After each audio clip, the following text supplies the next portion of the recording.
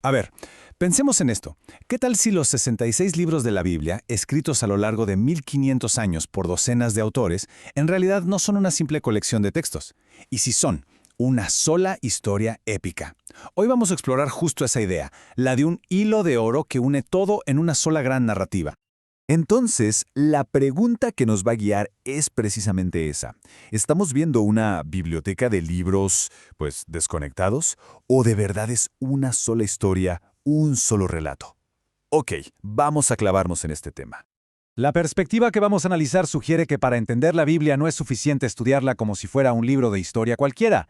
La clave, según esta visión, es un tipo de iluminación, o sea, una comprensión que va más allá de lo puramente intelectual. Bueno, a esta clave, en teología, se le llama iluminación divina. Es la idea de que se necesita una ayuda espiritual para ver el mensaje unificado de las Escrituras. El texto lo ilustra muy bien con el sacerdote Esdras, cuyo entendimiento no vino solo del estudio, sino de haber, como dice, preparado su corazón. O sea, se alineó espiritualmente para poder, ahora sí, comprender. Muy bien, empecemos a buscar ese hilo de oro. Vamos a ver cómo el Antiguo Testamento parece estar apuntando, constantemente, hacia un personaje central, y esto siglos antes de que apareciera.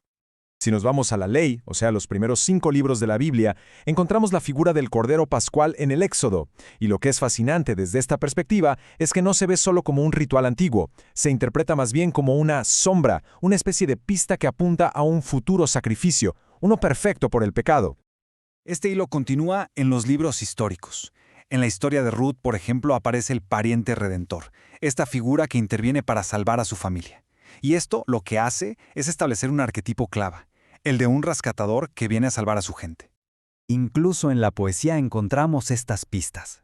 El famosísimo Salmo 23 nos habla del buen pastor, pues esta imagen se convierte en un eco que se repite y que apunta a un protector y a un guía divino para la humanidad. Y ya en los profetas, las pistas se vuelven todavía más claras. Isaías habla de un siervo sufriente, un personaje que va a redimir a través del servicio y del sacrificio, no de la conquista. El punto aquí es que, poco a poco, se está construyendo un perfil muy específico a lo largo de diferentes épocas y estilos literarios. Y aquí es donde todo cambia. Es el momento clave donde el Nuevo Testamento parece atar todos estos cabos sueltos. Se cuenta que después de su resurrección, Jesús mismo se encuentra con 2 discípulos. Y fíjense lo que pasa, cito, y comenzando desde Moisés y siguiendo por todos los profetas, les declaraba en todas las Escrituras lo que de él decían. ¡Wow! O sea, de repente todos esos ecos, todas esas pistas, cobran un sentido completamente nuevo. Pasemos ahora a esa revelación del personaje central. Vamos a ver cómo el Nuevo Testamento se presenta como la respuesta directa a todos esos ecos que vimos en el Antiguo Testamento. El Nuevo Testamento presenta sin lugar a dudas a Jesucristo como el cumplimiento definitivo de todas estas promesas y figuras antiguas. Se le presenta como el Cordero, el Redentor, el Pastor y el Siervo Sufriente, todo en una misma persona. Y esta revelación tiene, además, muchas facetas. Por ejemplo, los 4 evangelios, que son como biografías de su vida, lo presentan desde ángulos distintos, y cada uno conecta con una profecía diferente. Para Mateo, él es el rey. Para Marcos, el siervo. Lucas se enfoca en el Hijo del Hombre y Juan en el Hijo de Dios. Pero este hilo conductor no se detiene en los evangelios, ¿eh? A lo largo del resto de los escritos, en las epístolas, el tema se sigue expandiendo. En un libro es nuestra justicia, en otro la cabeza de la iglesia, el sumo sacerdote eterno, la piedra angular, y al final en Apocalipsis el alfa y la omega, o sea, el principio y el fin de absolutamente todo.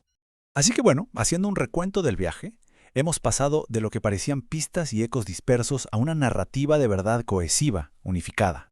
El argumento central entonces es que esta increíble unidad temática, que se mantuvo a través de milenios y con decenas de autores, es en sí misma una evidencia de un plan único y coherente, lo que, para muchos, fortalece la fe en el origen divino del texto.